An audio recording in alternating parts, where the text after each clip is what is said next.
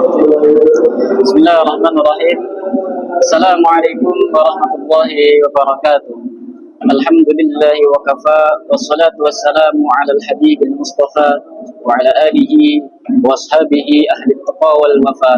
Allahumma salli ala sayyidina Muhammad wa ala alihi wa ashabihi wa man tabi'ahum bi ihsanin ila yaumiddin.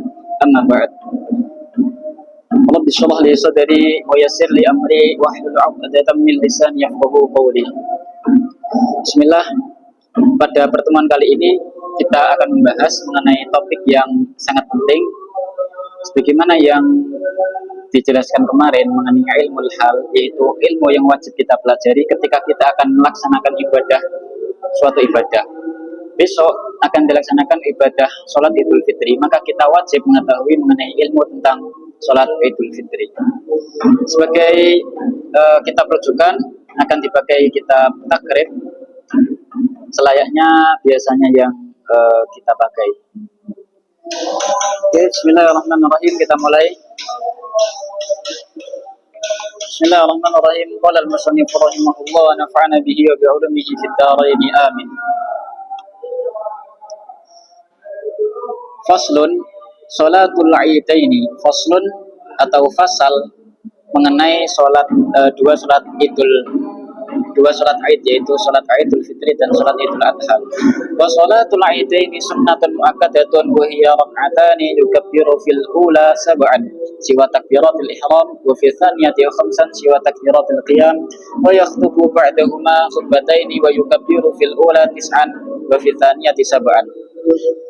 Sholat Idul Fitri dan Idul Adha itu sunnah muakkadah, yaitu sunnah yang sangat ditekankan. Dan sholat Idul Fitri dan Idul Adha ini sunnah untuk dilaksanakan secara berjamaah. Ada beberapa sholat yang sunnah dilaksanakan berjamaah. Selain beberapa sholat tersebut, hukum berjamaah mengenai sholat sunnah itu adalah, atau sholat nafil atau nawafil itu adalah mubah.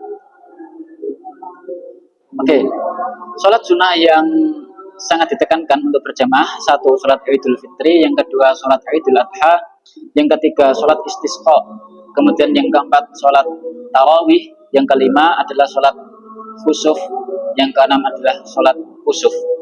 Ada 6 sholat yang harus, bukan yang harus, tapi yang sangat ditekankan agar dilaksanakan berjamaah. Selain 6 sholat ini, sholat duha, sholat qobliyah, ba'diyah itu hanya mubah dilaksanakan berjamaah. Dan sholat Idul Fitri dan Idul Adha itu wahiyya rak'atani, terdiri dari 2 rakaat. Pada rakaat pertama yukabbiru fil ula sab'an siwa takbiratul ihram. Pada rakaat pertama itu disunahkan takbir 7 kali setelah takbiratul ihram. Jadi dengan takbiratul ihram itu berarti jika diakumulasi sebanyak 8 kali takbir. Takbir itu bukan tangannya. Mengangkat tangan itu sunnah, tapi yang dimaksud takbir itu adalah ucapannya. Nah, 7 takbir di rakaat yang pertama itu hukumnya sunnah. Jika ditinggalkan tidak apa-apa. Jika ada permasalahan ketika kita baru datang, kita tidak mendapati takbiratul ihram imam, sedangkan imam sudah takbir sebanyak 4 kali. Nah, jika ada takbir yang telah ditinggalkan, yang namanya itu adalah takbir tambahan atau takbir zaidah, itu tidak apa-apa kita tinggalkan. Jadi ketika sudah tertinggal 4 takbir, katakanlah begitu, kan tinggal 3 takbir. Nah, kita hanya ikut 3 takbir ini sudah tidak apa-apa. Wa fi tsaniyati khamsan siwa takbiratul ihram. Adapun pada rakaat yang kedua itu takbirnya sebanyak 5 kali. 5 kali dengan takbir intikal, kan setelah sujud berdiri. Itu namanya takbir intikal. Allahu Akbar. Setelah berdiri kita kemudian disunahkan untuk membaca takbir sebanyak 5 kali. Allahu Akbar, Allahu Akbar sambil mengangkat tangan, itu hukumnya sunnah. Tapi yang dimaksud takbir adalah melafadzkannya.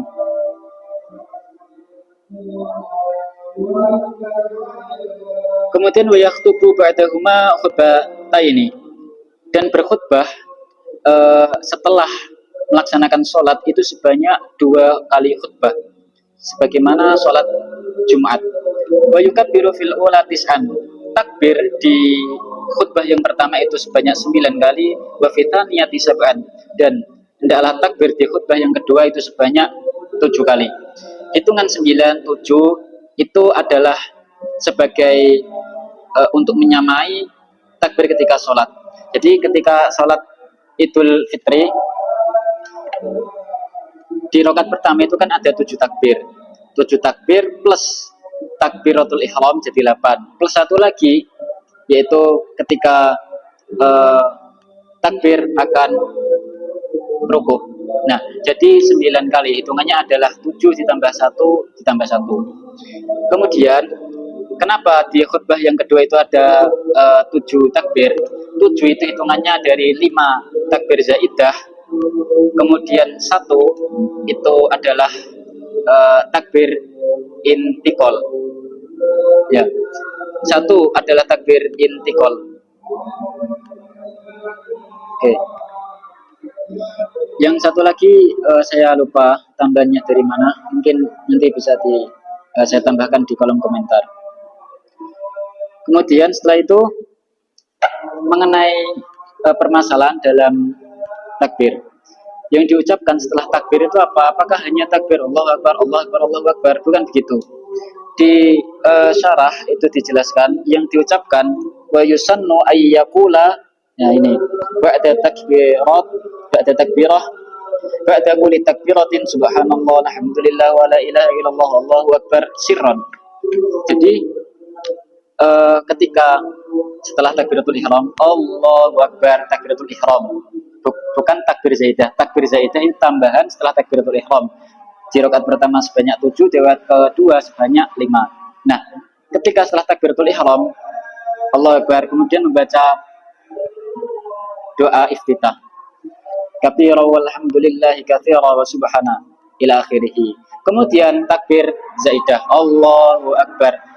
Di antara takbir ketujuh ini membaca subhanallah alhamdulillah wa la ilaha illallah wallahu akbar. Nah, begitu bacanya. Bukan hanya Allahu Akbar, Allahu Akbar. Diselingi bacaan Allahu Akbar, subhanallah alhamdulillah wa la ilaha illallah Allahu Akbar, Allahu Akbar, subhanallah alhamdulillah wa la ilaha illallah Allahu Akbar. Begitu.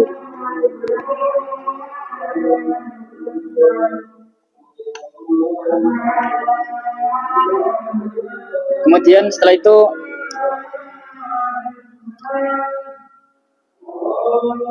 mengenai apakah wajib dilaksanakan berjamaah mengenai sholat Idul Fitri ataukah tempatnya itu di masjid atau di lapangan. Mengenai sholat Idul Fitri itu sunnah dilaksanakan berjamaah, dilaksanakan sendiri pun tidak apa-apa, namun tidak usah khutbah ketika sholat munfarid atau sendiri. Sunnah khutbah itu jatuh ketika berjamaah. Minimal berjamaah itu adalah 1 imam dan 1 makmum. Ketika sholat Idul Fitri dilaksanakan sendiri itu sudah sah. Dan ada 2 caranya. Yang cara pertama, ia seperti sholat subuh, ya 2 rakaat gitu, tanpa kunut. Cara kedua, ia sholat 2 rakaat plus 7 takbir zaidah di rakaat pertama dan 5 takbir zaidah di rakaat yang kedua.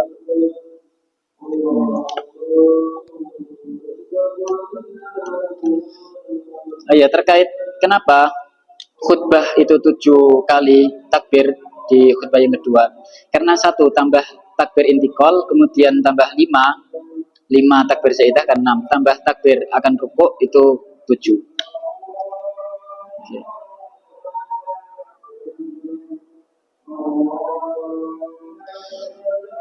Kita lanjut. Bismillahirrahmanirrahim. At-takbiru fil aidi. Qala al-musannif wa yukabbiru min ghurubi syamsi lailatil aidi ila yadkhula al-imamu fi sholati wa fil adha khalfa sholawati al-mafrudati min subhi yaumi arafata ila al-asri min akhir ayami tasyrik. Mengenai takbir yang ada di 2 hari raya, wa yukabbiru min ghurubi syamsi, dan hendaklah bertakbir setelah matahari tenggelam, ya setelah maghrib berarti, min lailatul aid, dari malam lailatul aid, ila ayyadkhula al-imam fi sholati. Kalau Idul Fitri takbirnya itu mulai terbenamnya matahari tadi hingga besok menjelang sholat Idul Fitri. Adapun wafil adha, di sholat Idul Adha, khalfa sholawati al-mafrudati, hendaklah dibaca takbir setelah 5 kali sholat wajib, min subhi yaumi arafata ilal asri min akhiri ayyami tasyrik, dari hari Arafah hingga akhir, yaitu hari asar, di waktu sholat asar di akhir hari tasyrik, yaitu pada 13 Dzul Hijjah. Oke.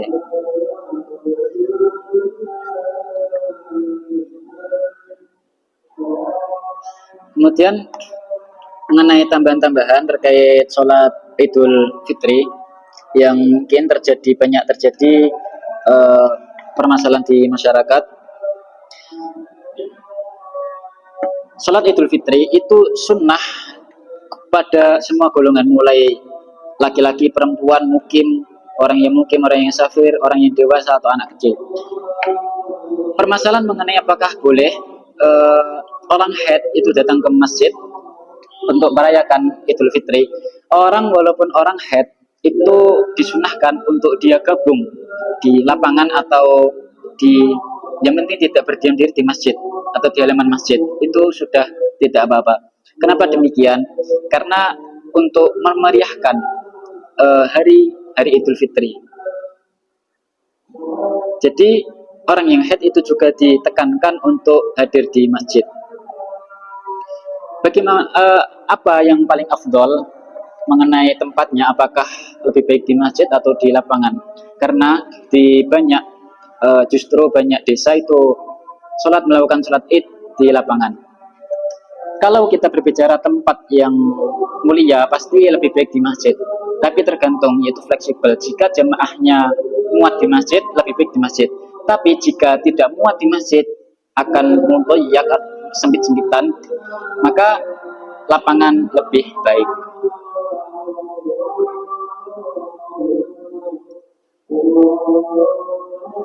Waktu sholat id itu kapan? Ada pertanyaan. Apakah setelah terbitnya matahari? Sampai kapan sholatnya? Apakah boleh sampai sore?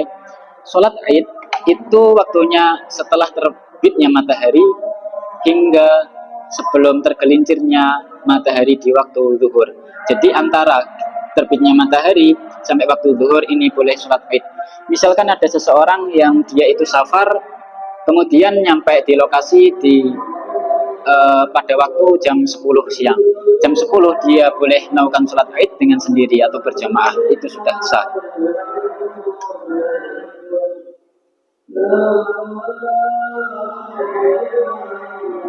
Oke. Mengenai takbir zaidah atau takbir zawaid, itu adalah 7 rakaat dan 5 rakaat. Jika ketinggalan itu sudah sah, atau kita bisa melakukan hanya setengah, 3, 4 atau 5 takbir itu sudah sah juga.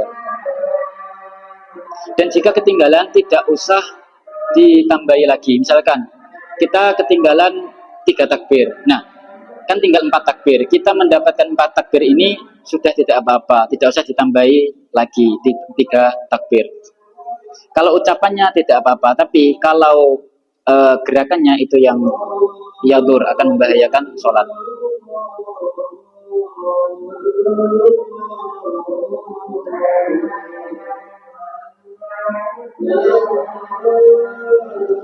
Apakah sholat id yang sudah terlewat boleh diqadha? Mengenai sholat id yang telah lewat itu bisa diqadha, bahkan hukumnya sunnah untuk mengqadhanya. Karena mengqadha sholat itu disunahkan untuk sholat yang dia itu terikat dengan waktu. Sebagaimana kaidah kullu nafilatin muaqqatatin idza fata waqtuha nudiba qadha'uha. Ketika sholat yang karena waktu, kan ada 2, sholat sunnah ada 2, karena waktu dan karena sebab. Jika karena waktu ini, nah ia sunnah untuk diqadha. Misalkan karena waktu itu sholat qobliyah ba'diyah, kemudian sholat istisqa, kemudian sholat id, Idul Adha dan Idul Fitri. Kalau sholat istisqa itu karena sebab ya, karena sebab tidak adanya hujan, maka sunnah untuk sholat istisqa. Berarti sholat istisqa tidak sunnah untuk diqadha. Ya.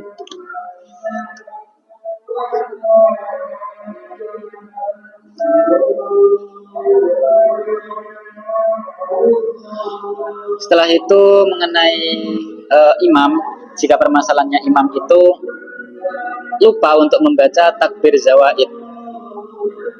Ketika imam sudah takbir Allahu Akbar, ia lupa langsung membaca Al-Fatihah. Dan ini juga pernah terjadi, mungkin di desa ini sendiri juga pernah terjadi.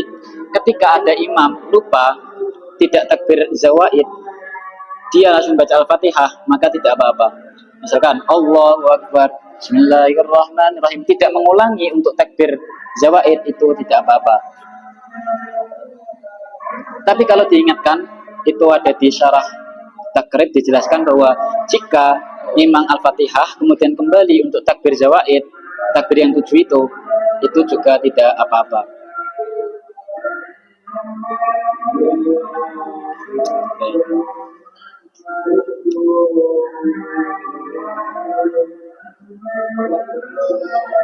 Mungkin itu mengenai permasalahan-permasalahan yang ada di masyarakat.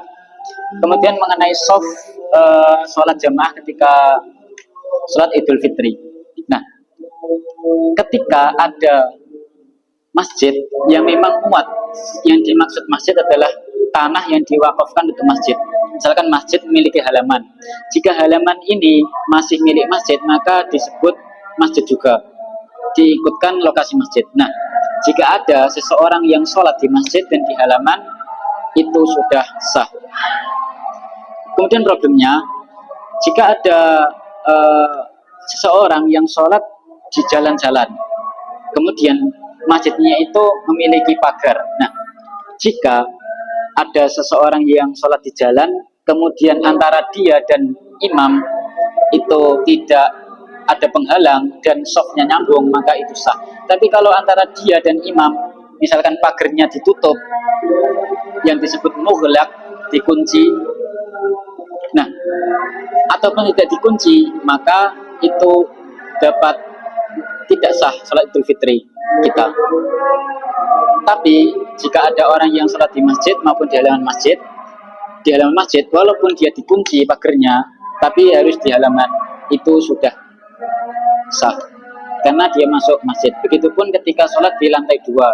Di lantai 2 pagernya kan tundaknya atau tingkatnya itu kan di belakang.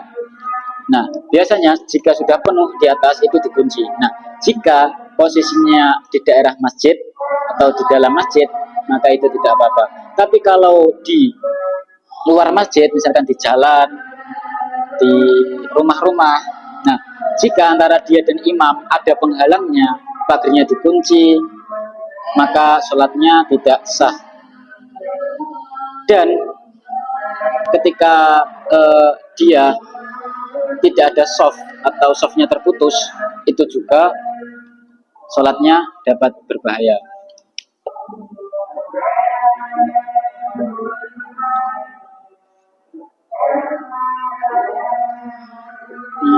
Terkait apa lagi?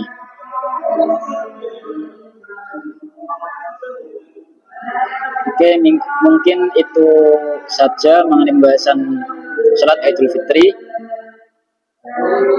Allahu a'lam. Mengenai sunnah-sunnah Idul Fitri, mandi itu sunnah, kemudian memakai parfum, kemudian menggunakan pakaian yang terbaik, kalau bisa putih. Ketika berjalan pulang itu bukan harus tapi disunahkan untuk berbeda jalan. Misalkan kita berangkat dari jalan ini, nah, kita berangkat dari jalan ini kemudian pulangnya jalan yang lain, nah, itu dianjurkan juga. Mengenai wanita dan para laki-laki, memang secara umum disunahkan untuk pergi ke lokasi sholat Idul Fitri. Namun jika ada zawatul hay'ah atau syabah jamilah, ada wanita yang jamilah atau wanita yang memiliki perhiasan banyak, itu tidak disunahkan untuk datang di lokasi sholat Idul Fitri.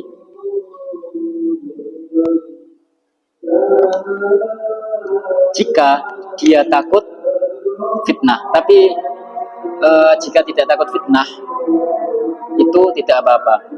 Kalau kondisinya di zaman sekarang, nah para wanita itu bercantik-cantikan untuk pergi ke masjid.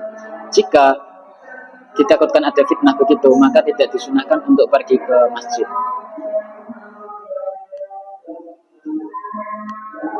Oke, Allah alam, mungkin sampai itu saja mengenai perempuan tadi. Dia boleh ke masjid asalkan pakaian dan adab dalam syariat, tidak memakai make up yang berlebihan, memakai apa namanya ini? Apa ini bal namanya bal? Lipstick yang berlebihan, mematuhi syariat, tidak bertabarruj berlebih-lebihan dalam berhias, pakainya tidak ketat. Nah, itu silahkan datang ke masjid. Tapi jika tidak memenuhi kriteria itu, maka perempuan tidak dianjurkan untuk datang di masjid. Allahu a'lam. Mengenai foto-foto ketika bersama kerabat kita atau keluarga kita, nah jika foto-fotonya itu ikhtilat, nyampur, maka dilarang. Untuk berjabat tangan, ini permasalahan yang cukup penting. Orang laki-laki itu haram berjabat tangan dengan perempuan, kecuali memang ada hubungan mahram. Untuk orang di desa, nah tolong diperhatikan, jangan sampai kita berjabat tangan dengan perempuan atau laki-laki yang non mahram. Kepada sepupu itu non mahram, jadi tidak boleh berjabat tangan dengan sepupu, kecuali sepupunya mungkin pernah disusui oleh ibunya, maka dia saudara susuan. Tapi kalau tidak, berarti sepupu itu tidak mahram dan boleh dinikahi. Kemudian paman, untuk paman itu mahram dan boleh bersalaman dengan paman. Ayah ibu juga mahram, ibu, nenek, anak, cucu itu juga mahram. Batah itu tidak mahram, jadi tidak boleh berjabat tangan dengan batah. Siapa lagi? Ya, mungkin itu yang dapat disampaikan. Apalagi perempuan dan laki-laki yang ajnabi, yang kelihatan banget tidak mahramnya, maka haram untuk berjabat tangan. Jika berjabat tangan dengan orang tua, nah jika orang tuanya memang ketika salaman kita tidak membangkitkan syahwat, atau sudah tua lah orang tuanya itu, maka bersalaman itu halal hukumnya, bukan haram. Tapi selain itu haram. Allahu a'lam. Selamat menunaikan sholat Idul Fitri, minal aidin wal faizin. Mohon maaf lahir dan batin. Assalamualaikum warahmatullahi wabarakatuh. Kata nih bal.